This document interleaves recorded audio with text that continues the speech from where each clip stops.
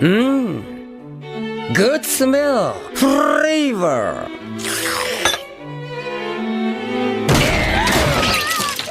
야tter 바이가! Ladies and gentlemen, welcome back to the Nerd Fandemic channel. Today we are once again diving headfirst into a tier list, and I am joined by a resident expert games collector, Roscoe. Ross, how are we doing? This is going to be good. This is going to be good fun. A little trip down memory lane and seeing the gaping holes in my knowledge that you would be surprised is actually there. No, looking forward to it. As I'm sure you guys can all see on screen tonight, we are ranking all-time full-size TV connected games consoles. No handhelds, no portables, purely the big boys. We have modded the tier list very slightly and added a never played bracket to allow for the fact that we are, although a little rugged, we're not actually that old. Ross, pick a console. Let's go that way. Pick a console. Nice easy one. Off to a good start. I think what we do as a first good approach is eliminate the consoles we haven't played. So I can go straight away. Sega Saturn, chuck that and never played. Saturn's alright. I've only ever seen one in a shop in Forgotten Worlds. I have never seen one even in someone's home, which, I mean, yeah, it's a little bit before our time. It's not that surprising. That's fair. And I think that's technically it for me. I don't think I've played a Nintendo. Actually, I've played a SNES, but I haven't played the OG. The original Nintendo. The original. I am the same. File for what it's worth. Let's crack on for there. So I'm going to kick us off with a nice easy one. Xbox 360. Oh, now you're talking. This I know what my grade is. This is the console, and you and I discussed this during our all-time video game tier list. This is the console that I would say turned me into a gamer, and I think maybe we shouldn't have started with this, but to me it's S tier.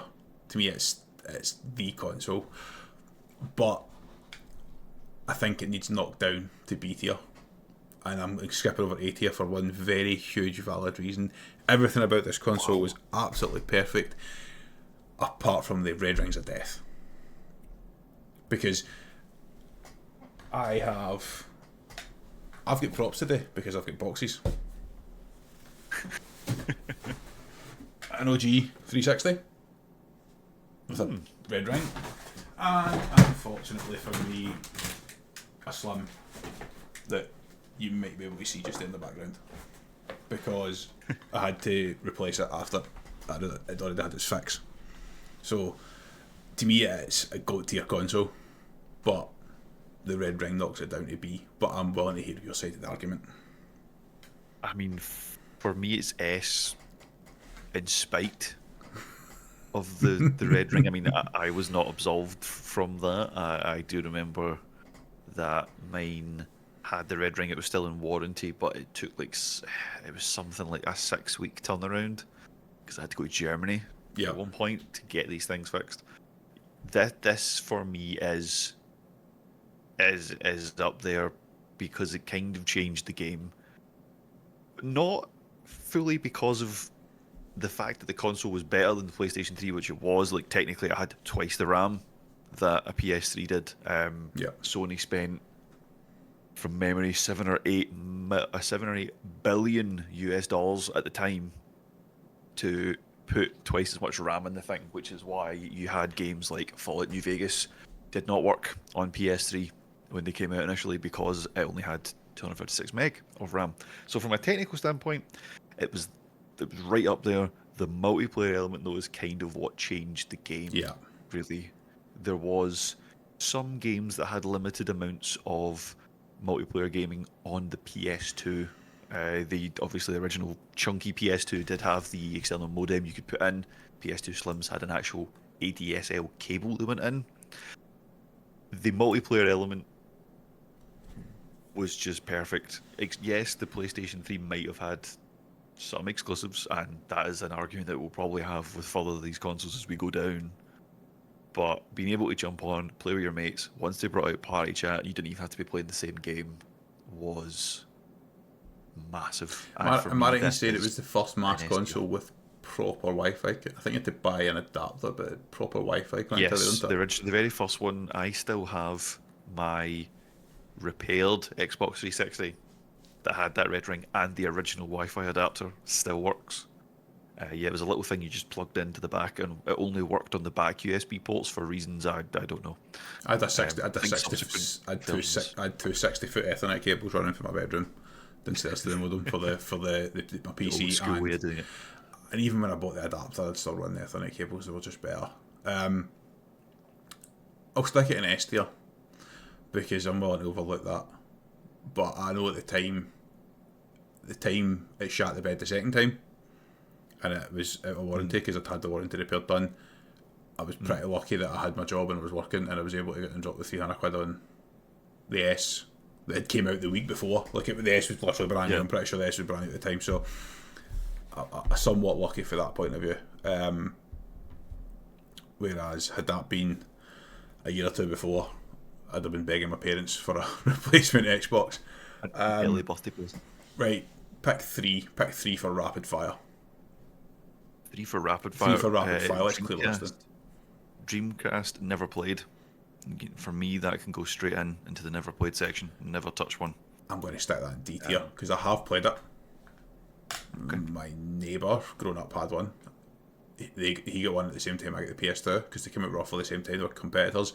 It's going in D tier because it should have been better. It had some cool ideas and concepts, but ultimately it was crushed by the PlayStation 2, and that has to count for something. We don't even hardcore Sega nostalgia retro gamers don't talk about the Dreamcast with fondness.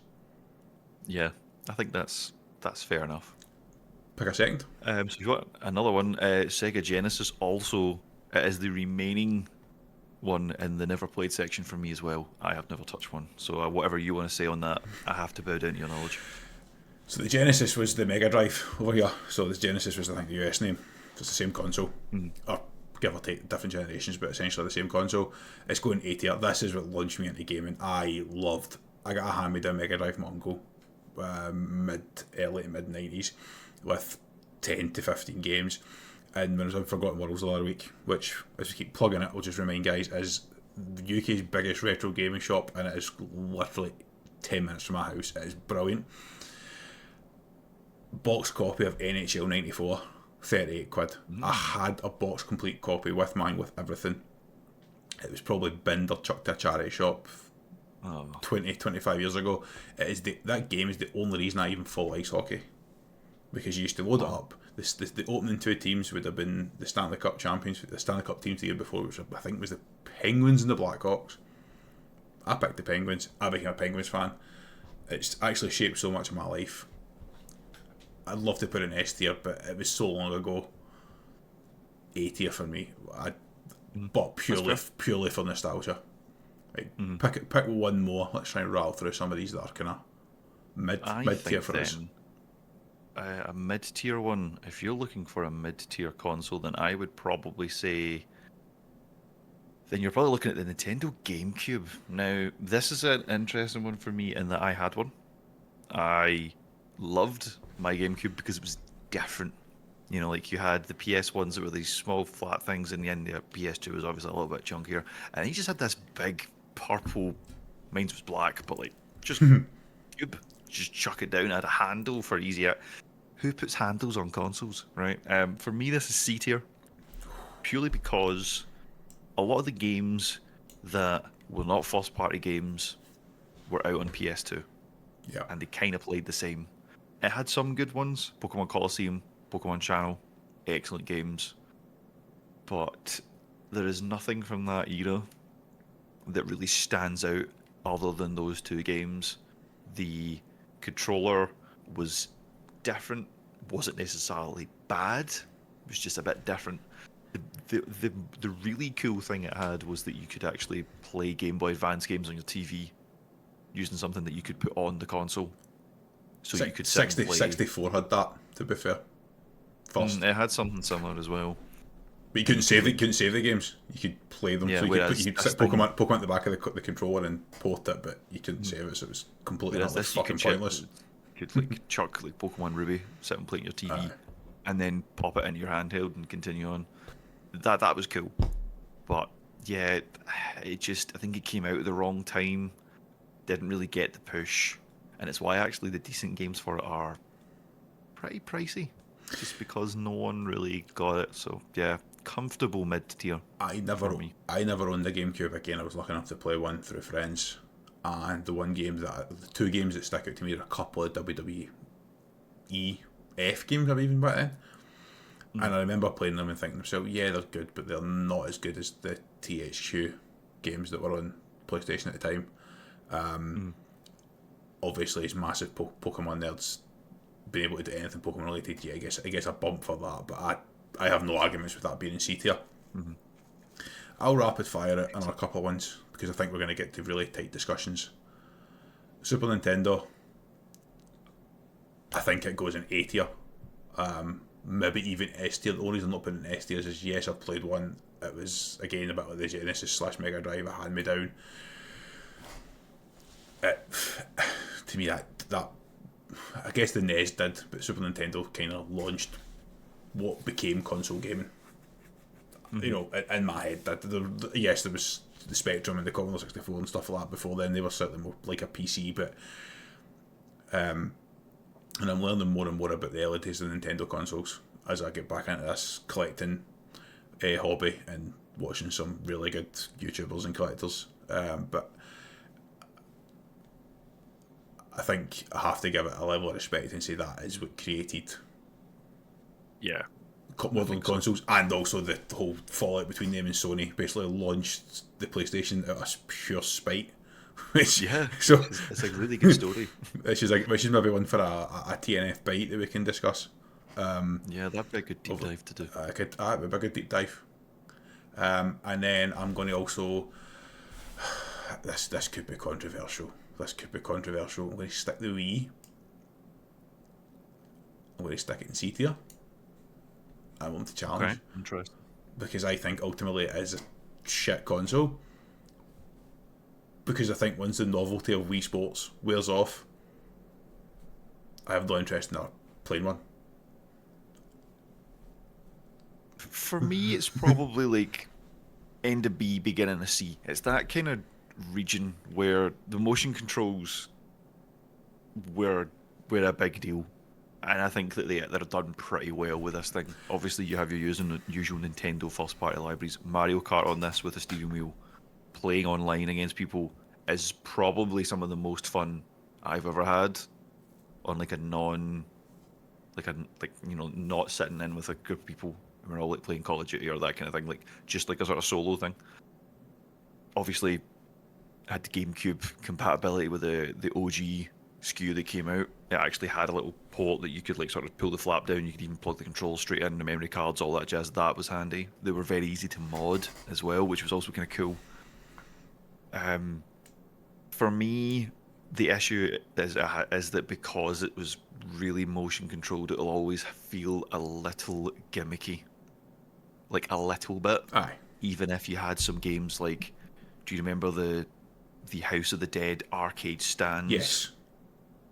You could get like in a House of the Dead game for this that played like that. So I played, and that was kind of fun. I actually played that game, and all I could think to myself was, I wish I was in an arcade. Because when I worked away from home, I was in essentially a dorm room set up, and it was a 19-inch telly on the wall, and I'm like, this is, So I'm willing to bow down to your superior experience of the Wii and say that I personally never owned one. My sister owned one.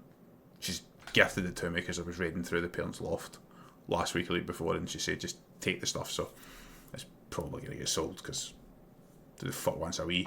But can we all agree that the Wii U probably deserves its own tier, somewhere like down here, and say that it's like beyond like an F tier? Yeah. What the fuck was the Wii U? It was their attempt at the Switch too early, and in no way, shape, or form did it really work. But it's very odd. The console itself wasn't great, but a lot of the games that you are synonymous with the Switch, Zelda Breath of the Wild, there's a couple of other ones like that, all actually came as Wii U games that were ported over to the Switch when it came out. So it's got this weird, it's got this, you've got to kind of like compare it to the games are on it. Clearly there was something there, but there is one common denominator amongst all those games, and it was the hardware. It was just too big, it was just too clunky, battery life on it wasn't great. I've always found with consoles like that, if they're trying to wink wink nudge nudge you towards docking it, you got to make the thing lighter so that if you want to sit on a couch, you at least go, oh well, you know, it's not as powerful, but I don't feel like my arms are going to fall off. In my opinion, this thing weighed a ton, and it wasn't very powerful. It was just a bit naff. Aye. It really was. It was weird. I mean, if you look at it, it literally is what it is. It is somewhere between the Wii and the Switch, and it meant that it didn't know what it was. Ultimately, yeah. And ultimately, I think if that was its they'd biggest leaned downfall. right into what the Switch then became, it might have been better. Yes. But then we might have a situation where the next one that comes out would be the Switch 3. I don't know if that works, but So let's. yeah, they should have just picked something and stuck to it. We're sitting here with one tooth. We're sitting here with all 5 PlayStations. So let's knock a couple of these off. It was just sliding the PS2 straight up to S tier and accepting that's where that belongs. And probably shifting it one to the left and saying that it's better than the Xbox 360 is kind of where I was. Oh no! And this is where we're going to have the element of nostalgia versus like actual experience. For me, like, this was not my first console. My first console was the PS1. We'll get to the PS1. But this is where I had like my first sitting with a mate with 2 controllers plugged in. This was my first time playing a game online. Tony Hawk's American Wasteland with the 56k modem ADSL plugged into the PS2, and experienced in that game my first time with an online cheater, because the guy had hacked it that he couldn't come off of a grind rail, and he was going round and round and round this rail, and you couldn't beat him. Yeah, it's up there, man. It had absolutely everything you could possibly want from a console and more. The things were also pretty durable. It took me 6 years of day in, day out, 8 hours a day playing to burn out the laser in mine. Like, that's good going for the age I was at that time. That thing stopped me going outside to play games with friends and just sitting in my bedroom instead. That made me who I am today. I could say that pretty comfortably.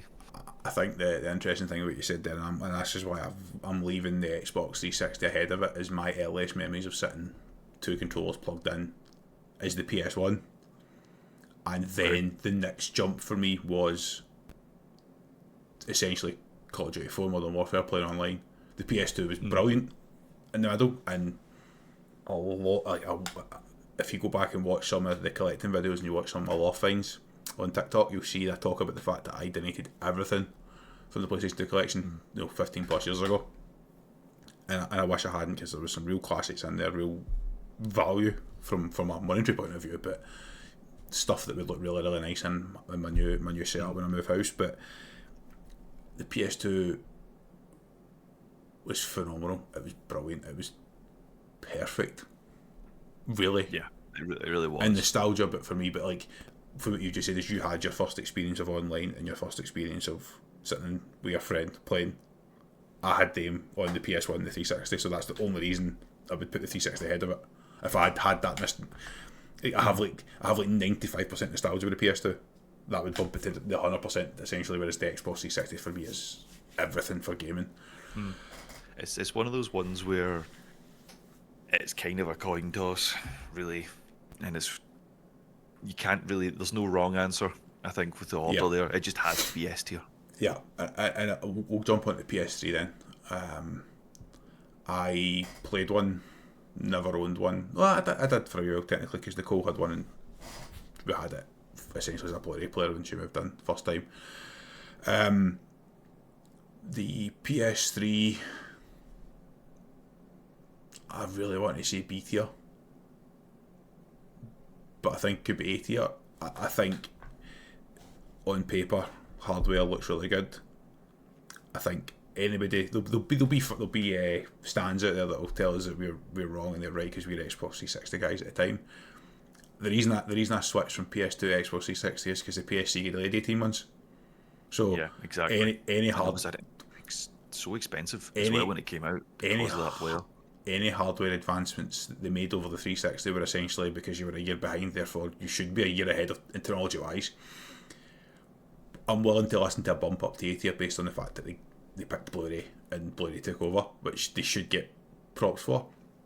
But I'm pretty sure the PS3 was also the first console where Sony had its proper first set of hacks and Sony the PlayStation Network being down and all that kind of stuff. So I think being a teenager, desperate for the new consoles, and it being delayed 18 months, it goes B tier for me. I would say it's B tier above the Wii. It's above the Wii, aye. Good point. Is because, yes, it had Blu-ray, but that was kind of where the technological advancements ended. They were basically delayed 18 months because they couldn't physically get Blu-ray players to put in the thing. It had, as I said earlier on, half as much RAM as the Xbox 360. When you think back, it was not that long ago. Releasing a console with 256 megabytes of RAM was kind of almost suicide. Coupling that with, I don't know if you're familiar with how the architecture of these things work. Like the Xbox 360 is not close to what you would class the architecture like a modern computer is, but from then onwards, these consoles start to mimic PCs. The Xbox 360 had PC-like architecture. It wasn't quite the same, but it was close enough. PS3 had this thing called a cell architecture, where basically they tried to totally redesign how the processor worked. And the problem was that, well, yes, it was ever so slightly more powerful than the Xbox 360. To dev on it was apparently a living nightmare. And that was why you get quite a lot of these games that came out side by side on both. And it should have ran, in some cases, if it was a game that wasn't needing a crazy amount of graphics, it could have ran better on the PS3, but because the architecture wasn't there, it was just DOA. It has to sit there because of that. It's got a better library than I gave it credit for. At the time, we had a PS3 for a Blu-ray player, and that was it. I now own one because I bought one because I was like, I need to go back and grab all these games that I've never played before. So the library's good. The cases look nice. I think a PS3 case looks nicer than an Xbox 360 case. Probably because of the colour scheme alone, it's like a little bit. Because I look at my boxes here on the 360 Slim with that sort of gloss black. It's really tidy in comparison to. I mean, the Xbox 360 got grubby after 2 weeks, and then that was it. It was white and it was dirty. That's just how it went. And there's a reason the Xboxes have all been black since then. Oh, well, the first one was black as well, to be fair. But yeah, it's B tier for that reason. I think that if they brought it out at the same time, or if it was going to be delayed 18 months, they at least bumped up the RAM. Did something. It may have had a different outlook. Obviously, Sony fixed their stuff, and we'll probably come on to what PS4 versus Xbox One was and the console wars, as they were dubbed. There was a comfortable winner there, and it was an Xbox. Let's do that just now. Xbox One. I think we're going to get hate. Now, we'll preface this by saying that we are predominantly Xbox gamers. I know you've had the PlayStations, and I did have a PS4 at one point and sold it because, well, Nicole got pregnant, and what was the point in having other consoles in the game PC when I wasn't going to play at the time? So it just gets sold, and I've been primarily a PC gamer since. So we're predominantly Xbox gamers. That's where most of us game as a wider group, not just in the TNF, but a wider group of friends. Honestly, I think it's C tier, and even then, I almost want to bump it down because it lagged behind the PS4 in every way, including its exclusives. And honestly, until Game Pass got good, it was just disappointing. I think was it hampered by the fact that the original plan was everything was to be digital rights managed, and then there was this massive, and everyone freaked out. Everybody freaked out, and then they backtracked, and ultimately that was its one unique selling point, was like instant loading of everything, and it pains me. It does pain me as a guy who Xbox 360 made me into the gamer that I've been for the last 15-20 years. C tier, but honestly, C it tier feels better high. than GameCube for me as well, for what it's worth. I am with you. Like, The disappointment. there's a lot of reasons. It's a disappointment over the actual console. Like it. Yeah. There's a lot of reasons to like it, because obviously, in effect, if you're in the ecosystem from the 360, you were familiar with what you were getting. You just chucked in your account. Everything was all good. Controller was very familiar. Controller was good. Can't fault that. Where it fell down was, as you said, the exclusives. Doesn't really have any. Really. I mean, what would have had? Gears 4 would have been an exclusive. They would have had a Halo. Yes, Gears 4 was an exclusive. There was a Halo, as you say. That's probably it. But I mean, it didn't have much. It didn't look nice. It was loud. The fans were way too It was loud. way too loud. But yeah, the weird. I understand why they backtracked when everyone freaked out. The trouble is that now you look at it, that's actually where the world moved to, and they were actually right. They were just saying it too loud, too early. They were right. They were right, but it would have killed if they'd stuck with it with outrage. It would have killed them. Unfortunately, Potentially at the time. And you got this weird halfway house where there's still like some hang-ups around that. One of the things being the whole thing where you can do the account sharing stuff. That's a hang-up from that. Yeah. Race management stuff. And the interesting thing is, we're going to talk about the Series X at some point. I've noticed the Series S isn't on here. The Series S is extremely popular though. Like, I mean, a lot of guys in our group, again, went Series S route. Cost was part of that, which I think you've tried to explain to them. You'd have been better off an Xbox One X. It was the same internals and gubbins. But we've got a couple of guys that essentially game on PC full time and picked up the S just to run FIFA/EAFC. So they obviously did have the right idea, as you say. The console had to come out in 2013, and had it been 2015 or 16, they might have destroyed the market. It was disappointing. Yeah. It didn't move the needle. I mean, I found myself on the Xbox One predominantly playing 2K, FIFA, and still GTA 5, and that's the stuff I played with the console before. It didn't move the needle for me, and that's ultimately why I did pick up a PS4 eventually. It was for the Spider-Man game originally, but just sitting over there somewhere, having not been played for 5.5 years. But that's probably a nice segment of the PS4. Yeah, I would say so. I think the PS4 was an improvement. It had that nice sleek look. That was an improvement over what the original PSC looked like. I know that we don't have that picture on this, but people remember what that chunky boy looked like. It was a chunky boy. The fans were still as loud as this as they were on the Xbox One. We can't say that that's an improvement, but what it did improve upon was it did have the exclusives. It's got a really, really solid library of first-party games. And whilst the infrastructure isn't there, for me, it is probably low A, high B. It's that region. So where you've put it's probably about right. And that it ticks a lot of boxes. They still, I would argue, they've only really, in the last year or two, got their online stuff working. Probably because they've got obviously their own versions of parties that they've had for a couple of years now. I don't think PS4 launched with that. So it did take them a while to kind of catch up to the Xbox in that regard, but everything else, big thumbs up. You can correct me if I'm wrong here. You're almost guaranteed to have your data stolen if you had a PS4. Yeah, I had one. My data was stolen. You got a free game, didn't you? They seem to have issues every other month with the network. Mm. What was it called? Where you could share, like I could share my control of my console to you over the network. Yeah, it's like remote play. Remote play type thing. So you used to see it with streamers sometimes, like they would open FIFA packs and stuff like that for. I believe So which like Bateson does that quite Bateson often. does that doesn't quite. he? Aye, that's what I'm thinking of now.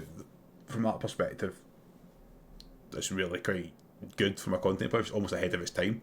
Thinking where content went over COVID and stuff like that. So it gets props.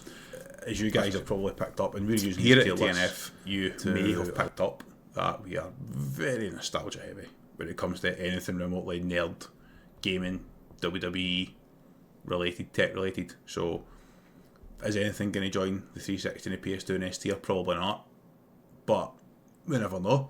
We're using these tier lists as a way to try and establish our foothold on YouTube, but also to allow any of our audience out there to get to know us a bit better, understand what we're about, why we're doing these things, how we see gaming, tech, wrestling, anime, everything nerding, how we like to put out content there that hopefully you guys will enjoy because it's stuff we enjoy. So we're coming into probably the big hitters. I say we knock off the three oldies. So we'll start with the Xbox, the OG Xbox. Personally, never owned one because I was a PS2 guy at the time. Played at a mate's house quite a lot. He had one. It was much higher memory. The controllers were awkward, Huge. and the buttons were in the wrong place. Like, it's as if they deliberately didn't go double back buttons to not be the same as PlayStation, and also they fixed that when it came to 360. I think ultimately you have to give it the same knockdown as the PS3 got. It was in the middle of a cycle. It was a standalone console. It did compete with the PS2, but it came after the PS2, so it's unfair to say like it was a meteor better console in terms of hardware, but also brought us Gears of War and Halo. So to me, it's low A, high B, but I'm open to challenge. I would probably say it's the top of B, Aye. in my opinion. I never owned one either, but I played one a heck of a lot. Halo Online on that was a lot of fun. Like, genuinely, some fantastic times on there. It did have some reasonable titles on it. It was kind of funny looking. It's weird. It's like an ugly console, but like a nice ugly. The controllers were just ugly, and that's ultimately what for me probably pulls it down a little bit. Is that the controls just were a bit naff, but like the UI was good. They were pretty moddable back then as well. You could kind of do bits and bobs on them pretty easily. And it probably set us up for what we were getting for the 360. Probably it gave them a reasonable idea to go, right, okay, this works, right, okay, this doesn't. I think obviously without this you don't get the 360. Is it close to is it bad that this conversation makes me want to put the Xbox One in D tier? Because I feel like every single controller in the Xbox One you get 3 months out of, and you just get stick drift. They were talking about controllers. I don't know. Probably not, because I still get stick drift these days on everything that I own. Joysticks in general just are not made the way they were. I have a Series X controller that's even that old that has one. I have Switch Joy-Cons that have it too. It's very frustrating. I just wish they made them a little bit better. I don't remember getting that at PS2 back in the day. Not once. No. I think it's hard to drop it down. I haven't played it so much, but just that conversation with the Xbox controllers made me think like I've got a wall up there of the day one 2013 and everything else that comes with it that are completely useless and have been for years.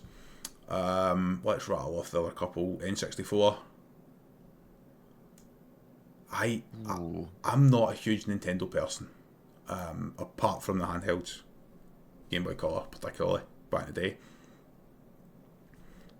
My sister owned one, so we did have one in the house, played it somewhat regularly. Pokemon Stadium, sort of the arcade mini games were brilliant fun. Like, that alone gets it marks for me. GoldenEye is obviously a very nostalgic game for people. I think it's slightly overrated. Like, I'm not saying it wasn't a good game, but people act like it's the greatest video game of all time, and it's I not. think if we were 10 years older, we would probably take umbrage with that point, but I think for our age, Aye. it's just slightly at the wrong time. It's above GameCube. I think it's above the Wii. I don't think it beats out the PSC and Xbox. Yeah, it's probably one of them, right? Like, I never owned one either, but I played one fairly extensively at a mate's house, and it was things like Pokemon Stadium. I feel like there was like a Banjo racing game. There Or was. was it a Star Fox one or something? I can't really remember. I remember playing that a lot, and I thought it was good. But yeah, it was decent console. Controllers were massive, but they were massive in a way that let a child play it because of the fact they had that middle section. That meant that you only really needed your hands on 2/3 of the controller, and it worked. It's bizarre to think about now, but it did work. It had a good library of games. There's something about a cartridge. Even now, Something about it. I know. And the box arts for stuff like that for the Nintendo 64, the Super Nintendo, the boxes that you would get, the cardboard art was always just beautiful. It's always going to get recognised for that. I think it always deserves to be fairly high up the list because of that. I think that's fair. PlayStation 1. I think this goes to the top of A tier for me. I think that's fair. This was the first console I ever got. It was It's the first brand new console I ever had. Christmas Day, 96 maybe. Spyro. Actua Soccer 3. I can't remember the other games. There's also was it Micro Machines? Was that one of the games I had? Micro Machines V3 was a cracking game. So if you ever played that, that was unbelievable. I played a Micro Machines game that isn't that one. Aye, they were unbelievable back in the day. And I had the Formula 1 99. I used to love Formula 1 games, and they were very rare. 99 was just my favourite ever game. I had the steering wheel and everything set up. Aye, pure nostalgia. That launched gaming for me. Loved it. This was my gateway as well. 2D top-down Grand Theft Autos. Never ever played them. You're allowed to. I'm going to fix that. I don't have too many left to get. I was given this when I think my grandpa got himself a new TV for his living room. So he gave me the old TV and went, "You can put that in your bedroom." I was like 5 years old. It's like, holy crap, I've got a TV in my bedroom.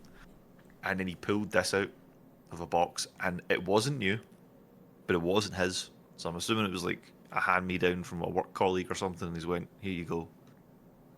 And it just, the rest is history. I've just realised something. This needs to go to S tier. Maybe it does. Like, and do you know why it has to go to S tier? Because 40 quid, get it chipped, copy games onto CDs, and you can get any game for like a fiver for the bars for the Sockets Market. That's just come back into my mind. That is S tier for that reason alone. I never had anything like that, to be fair. What? You know, we never. No. Yeah, we never chipped ours. That's why I didn't have too many games. Is like, I mean, obviously we had what we could afford, but like from memory, I don't have as many of them now. But like I had the first 3 Spyros, I had a couple of Crash Bandicoots, I had games like Wild 9, could not get past like the second level, games like that.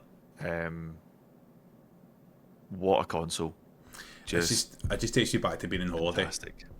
Being in holiday back in the day, pre-Euro, in Spain, your pesetas.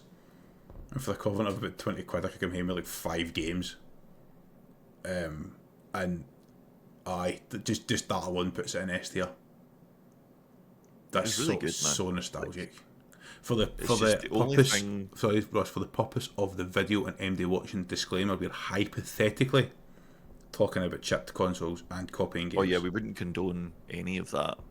It's a hypothetical situation. It could be done according to, I say the internet, but whatever source we got our news from back then.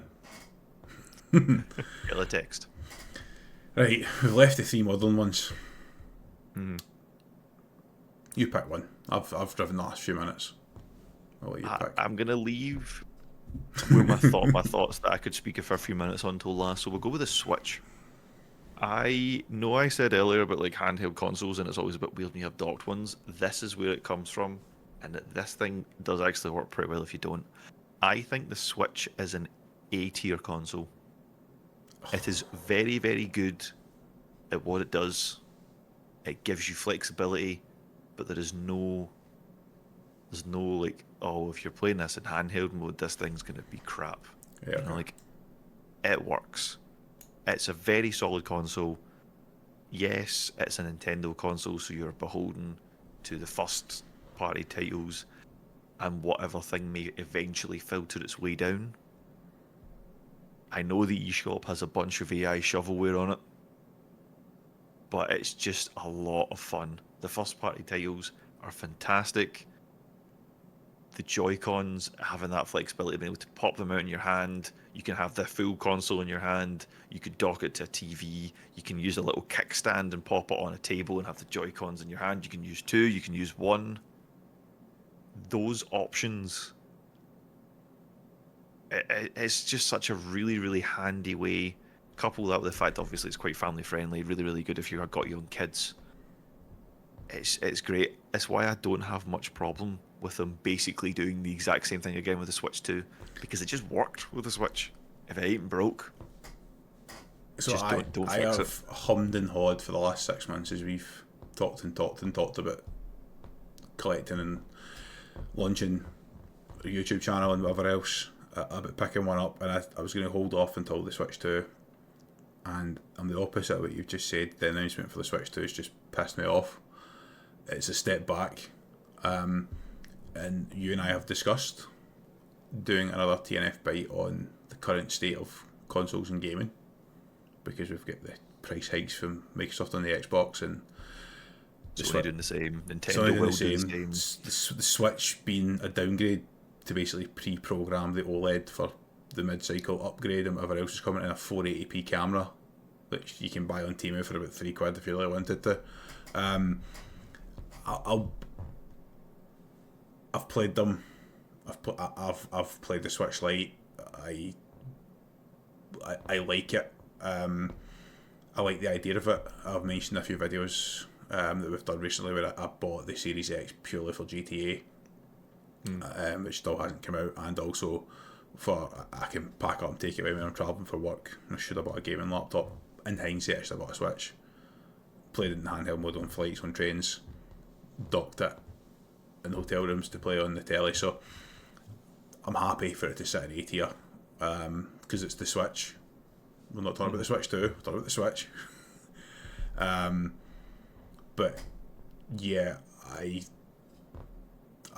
think it's an interesting video topic, which if anybody's interested in that conversation with us, let us know, and we'll set that one up and take on your comments. Now, we've been recording for 44 minutes. Wow. Which is quite a long video. The big boys, I'm going to let you drive the conversation, because you own both. I only own a Series X. Yeah. I'll just say, nah, on you go. I'll let you drive. So, yes, I am fortunate enough that I have both. Yes, the PS5 is better than the Xbox Series X. Yes, it is ever so slightly more powerful. No, it does not look as nice. Yes, its first-party titles are, well, they exist. Xbox Series X does not have them. How long do you want to give me? Because it's really the issue I've got. 90 as someone seconds. who- 90 seconds. Summarise as best you can. Knowing that it will still take 5 minutes, have 90 seconds. Exactly. The issue I've got with both is that the Series S pulls the entire gen down, because you cannot put a game on the Xbox Series X without it being supported on the S, and the PS5 is dubbed the remake station. So for me, PS5 is better and goes higher than the Xbox. They're both in the same tier, and they are probably, you probably do some moving around here where the Wii slips down into C. Both of them sit in B tier. The PS5 is one ahead. Is probably where I would slot them in this tier list, because this generation of gaming for me has been a little bit hit and miss when the hardware, for these two especially, is there for it to be more hit than miss. And it's a real shame that it looks like GTA 6 might be the first one that can maybe start to use the power. And I don't know how, because it says it's going to work on the Series S. God knows how. I'm going to chime in and agree, but I'm also going to say I think they're too high. I have them lower. I have them in C tier. Interesting. I went to buy a Series S at release. My intention was at the time I was mostly gaming on the PC, and the Series S would just run whatever games we as a group were playing on console that year. And I was happy with digital rights management. Yes, you run the risk of not picking up games second hand and stuff like that and getting discounts and deals in stores, but fine. I kind of lived with that. And then I read that it was the same power output, same output essentially, graphically, digitally, as the One X. And I'm like, well, why the hell would I go and buy a console that's not advancing anything? And at the time I didn't even really click on that it would hold the whole generation back, and it has done. And ultimately in my Series X I bought 18 months ago because it was on discount in Costco. And we discussed this in the GTA delay video, that I bought it purely because over a gaming laptop, purely because I needed something that was portable, which it is to an extent. It fits in a carry-on. But there was no point in buying a gaming laptop and I couldn't play GTA 6 when it came out, because I was never going to not play it in day of release.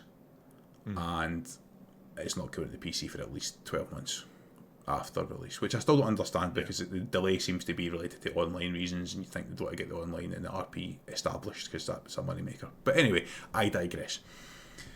I have bought a grand total of about 3 games for the Series X. I give it its props because Game Pass is brilliant, but I also play the majority of my Game Pass games on PC, apart from 2K when it eventually appears, even though the games have been massively downhill in the last few years. If we're purely ranking the consoles, I just think it's another generation that's let us down. I just look at this. It's one of the few, really, isn't it? Like, I guess the last two probably have overall let us down, but Sony's treading water, and Xbox is kind of drowning. Well, you look at the difference between the PS4 and the Xbox One, and we've said that's basically coming down to exclusives. The PS4 had it. The PS5 just hasn't, and I don't know, is that because the PS5 does have the exclusives? The trouble is that it also has got loads of remakes. Yeah, is the problem. And yeah, the Series X has that as well. I mean, the Series X does still have the online platform that is. Xbox Live is better than PSN. I think it probably always will be better than PSN, because that's just not where Sony see that console. That's fine. They are more single player game focused. It's just a shame, because I do wonder, like, when you essentially run out of steam and console gaming disappears. This is why we're going to have to speak about this in a video on its own, because we could be there for half an hour debating the ins and outs and that. I think where we put that's probably though okay. I think that tier list what we've made here seems about right. I think we can make a statement that says that the PS5 and the Xbox Series X should probably be in C tier. However, PS5 as a console is better than Xbox Series X, therefore it should bump up to B tier. The Series X is getting B tier because it's better than a Wii. Game Pass. Ultimately, I have Game Pass anyway, and I normally pay £90 a year for Call of Duty, so therefore it saved me £90 a year. I've probably, if I keep playing Call of Duty, which we've sacked off this year because of shite, if we keep playing the games, I technically would have made my money back on the console by saving £80-90 a year for 4 years. I paid £400 for the console, so but it's sitting gathering dust. I've played the college football game on it for about a week. It's just so disappointing.